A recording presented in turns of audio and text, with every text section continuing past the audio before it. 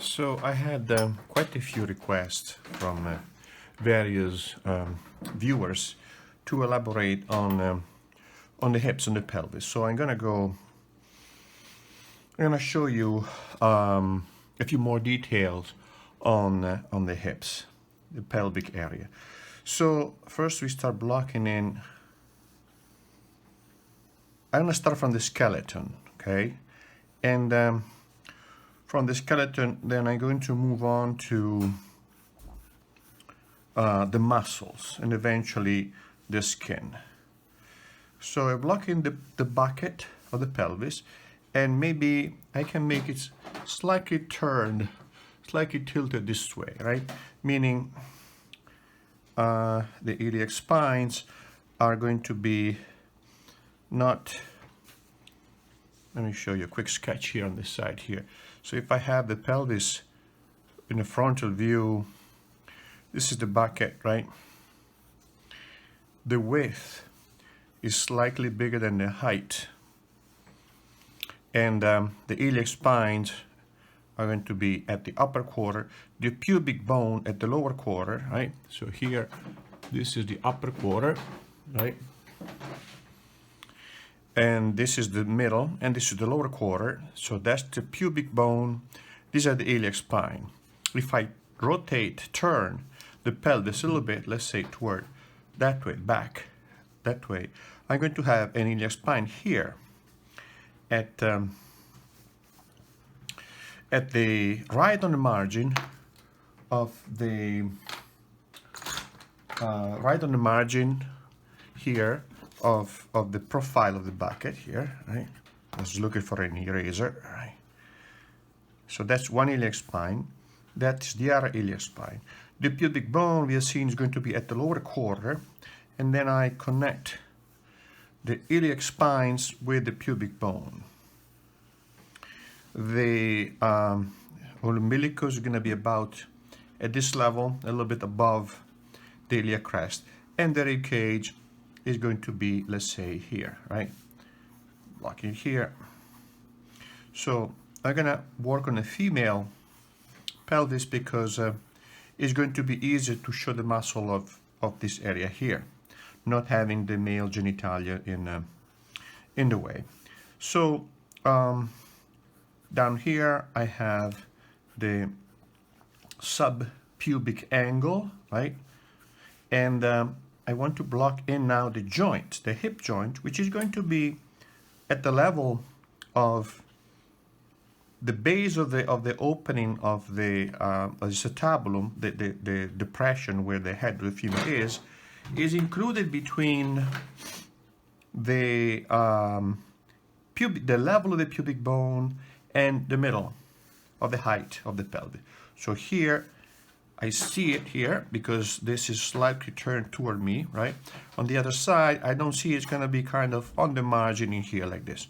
So now here, and I know that I can block in the trochanter. But let's block in the legs now, the volume of the leg, right? The stereometric volume of the leg. So the leg, I think this is going to be very useful, this little diagram here. The leg starts about halfway, so this is the inguinal ligament, right? The end of the abdomen. That's the umbilicus, right?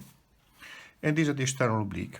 So the genitals are here, right? So we're going to have the genitals here, right? And the beginning of the leg is about halfway between the anterior superior iliac spine and the pubic bone, so here, like this, right? More or less like that, right?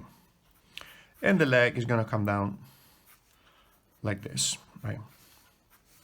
So I position my leg here, and again, halfway between here and here, I have the beginning of the leg. So I block in the stereometric rendering of the leg as just a conical volume here, right?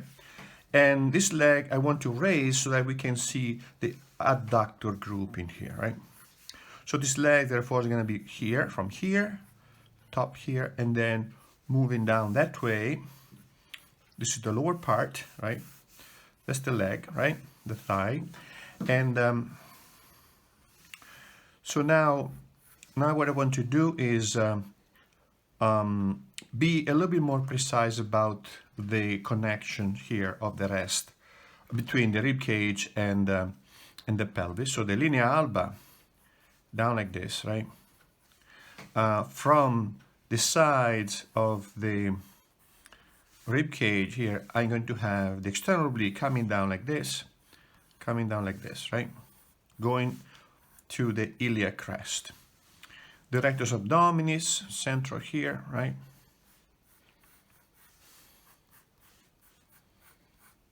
Like this, right? So loosely blocked in. These are